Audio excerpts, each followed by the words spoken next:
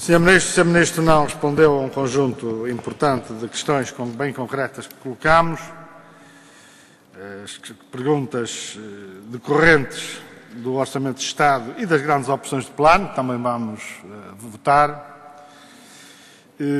Gostaria de fazer uma referência ou algumas referências a uma ou outra coisa que, apesar de tudo, foram colocadas durante este debate. O Sr. Ministro anulou, na resposta que me deu na primeira intervenção, a diferença entre mercado interno e mercado externo, e nós percebemos porquê.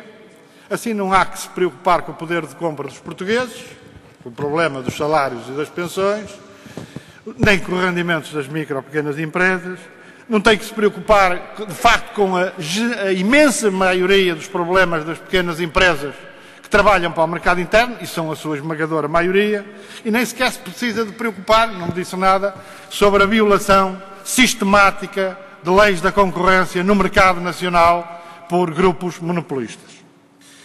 Eu não lhe perguntei também, Sr. Ministro, se devíamos ou não precisar de mudar o modelo de especialização, porque nós achamos que sim. O que lhe perguntei é porque é que os tais agentes, que eram esses grupos económicos, não o fizeram durante estes últimos 15 anos, a partir do governo em que o senhor esteve.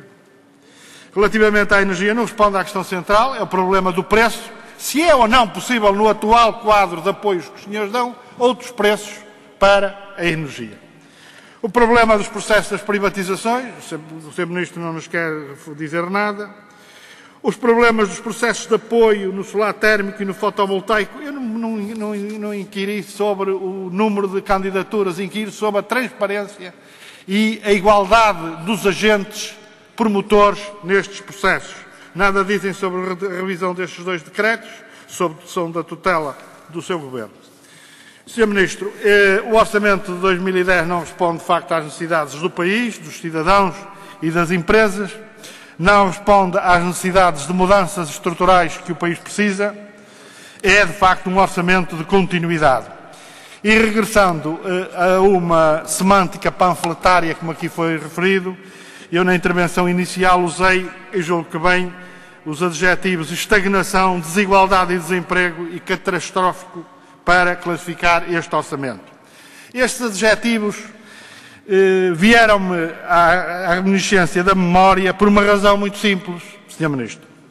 É que em 2003 e 2004 estes mesmos adjetivos foram usados pelo deputado na oposição Vieira da Silva para classificar orçamentos de Estado que não eram bons, mas que, por exemplo, no Distrito de Braga significavam 8 e 6 vezes mais de investimento do que aquele que o Ministro Vieira da Silva e o seu Governo hoje propõem. É esta duplicidade de linguagem na classificação ou na avaliação dos orçamentos que, de facto, não torna só incapaz as respostas do ponto de vista económico. Acabam por afetar, e muito, o próprio regime, a credibilidade do próprio regime democrático. Eu gostaria de dizer que para nós não são... Eu vou concluir, Sr. Presidente. As propostas, vamos fazer certamente propostas para melhoramento e alteração, tanto quanto possível, deste Orçamento de Estado, mas dizer que não são as propostas irresponsáveis, porque o PS classifica de irresponsáveis, como acabou de fazer o deputado Jorge Segundo, todas aquelas que podem pôr em causa os interesses dos grandes capital neste país, dos grupos económicos. Por exemplo, a taxação das mais-valias, que até fazia parte do programa eleitoral do PS. A taxação dos dividendos, uma taxa efetiva de 25% para a banca.